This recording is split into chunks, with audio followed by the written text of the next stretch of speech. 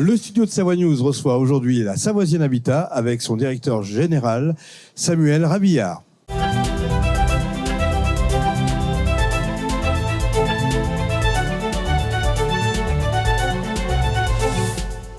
Samuel, bonjour.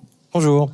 Donc Savoisienne Habitat a pour rôle la promotion, la gestion immobilière à vocation sociale. Tout à fait, c'est une coopérative qui sillonne le territoire savoyard depuis plus de 112 ans maintenant, quels que soient les territoires de Savoie, les bassins d'emploi Aix et Chambéry, sans oublier évidemment les Comtes de Savoie et les Hautes-Vallées de la Maurienne et de la Haute-Tarentaise. Alors, ce qui intéresse les familles qui nous regardent, c'est bien sûr les nouveaux programmes que vous êtes en train de mettre en place. On peut commencer par Aix-les-Bains, par exemple. Alors, Aix-les-Bains, on a un programme qui vient d'être lancé en commercialisation, le Valentinois, composé de 14 logements et dont les travaux vont démarrer ces prochaines semaines pour une livraison en centre-ville en 2021. Du côté de Challes-les-Eaux ? Du côté de Challes-les-Eaux, après avoir livré un premier programme qu'on va inaugurer le 4 octobre, l'Hôtel de France, une réhabilitation lourde d'un beau bâtiment de bonne facture adossé à un programme de construction neuve. On lance les travaux, là aussi, cet automne, d'un programme immobilier de 14 logements neufs, adossé, là encore, à une mise en valeur du patrimoine, un ancien hôtel que l'on réhabilite pour conserver justement ce patrimoine savoyard, juste en face des terres. Et à Saint-Baldoff ? Et à Saint-Baldoff, c'est un travail qui a été encore de plus longue haleine, puisque ça fait maintenant 5 ans qu'on négocie le foncier. 5 ans que on travaille sur ce projet à l'entrée de Saint-Baldoff. Donc on va structurer l'entrée de ville et pour réaliser un programme de près de 40 logements en accession sociale à la propriété.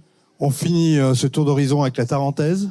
Et oui, on prend un peu plus d'altitude. On a commencé cet été en collaboration avec SAS Développement un programme de 33 logements dans la station de Sainte-Foy-Tarentaise où on trouve un produit mixte entre l'accession sociale, l'accession libre et le locatif social. Alors, j'imagine qu'en parallèle, il faut créer des réponses pour les familles qui veulent louer ou acheter. Et là, vous avez mis en place de nouveaux produits. Tout à fait. Vous avez eu la gentillesse de m'inviter sur votre plateau l'année dernière et je vous faisais état de notre ambition justement de combler les trous dans la raquette pour les ménages à revenus médians, moyens, qui n'arrivaient plus à se loger, soit en accession à la propriété, soit carrément en locatif. Donc on a créé une société qui s'appelle Hors-Sol, qui permet la dissociation du foncier et du bâti, permettant de minorer de 30 à 40% les prix du logement. Donc on raccroche cette clientèle de primo-accédants à qui on permettra désormais de pouvoir devenir acquéreur très rapidement. Et une deuxième société, la SCCLI, la Société Savoyarde de Logement Intermédiaire, pour combler ce trou, ce manque justement entre le logement locatif social auquel ils ne peuvent pas prétendre parce qu'ils ont des revenus trop hauts, mais ils ne peuvent pas accéder non plus au logement locatif purement privé, qui reste encore trop cher. Donc ce logement intermédiaire est le maillon manquant entre sur ce parcours locatif. Et la première réalisation se trouve à Sainte-Foy. Alors bien sûr, ces sociétés amènent forcément des services factuels pour les familles. On peut en parler ? Bien sûr. Alors, tout n'est pas dans le produit. Les produits, je viens de vous les développer. On a créé cette réponse-là. Maintenant, ce qu'on souhaite, c'est vraiment accompagner nos clients plus encore et leur donner de nouveaux services. Donc, cette année 2019, on a créé un nouveau service qui s'appelle l'intermédiation locative. L'objectif, justement, est non seulement de proposer un logement locatif à des ménages en précarité, mais aussi de les accompagner dans leur parcours de vie grâce à un accompagnement social avec une personne dédiée qui va les suivre tout au long de la mise en place dans ce logement. Ça, c'est l'IML. Un autre service, c'est l'intermédiation bancaire. On ne veut pas que nos clients, justement, soient aillent sur le parcours qui est quelquefois scabreux de recherche de financement. C'est quand même la base pour pouvoir accéder à la propriété. Donc on a formé du personnel à Savoisienne Habitat pour accompagner directement les acquéreurs et pouvoir nous leur proposer justement des produits de financement du bien qu'ils vont nous acheter.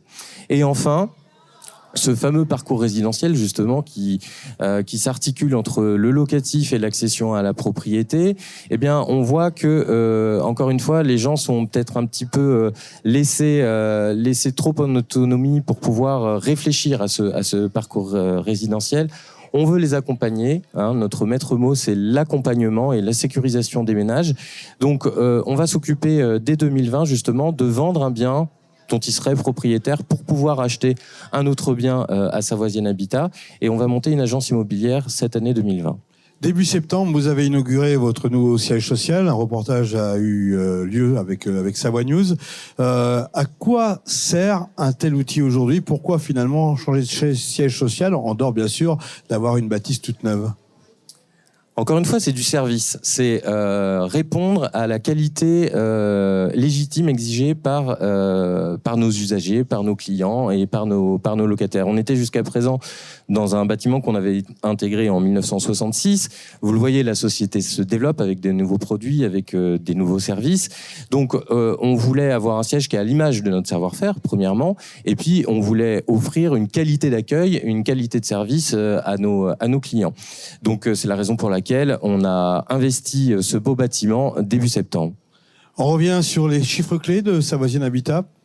Oui, les chiffres clés, c'est une petite cinquantaine de salariés avec un recrutement de 5 à 10% par an. C'est 30 millions de chiffre d'affaires que l'on développe et c'est environ 2,5 millions de résultats que l'on réinjecte dans la production, locale, donc par le biais d'entreprises, par le biais de nouveaux bâtiments. Voilà, c'est une économie sociale et solidaire, une économie vertueuse puisqu'elle reste locale et fléchée justement sur les personnes le nécessitant. Samuel Rabillard, merci d'être venu sur le studio de Savoie News. À bientôt. Merci à vous.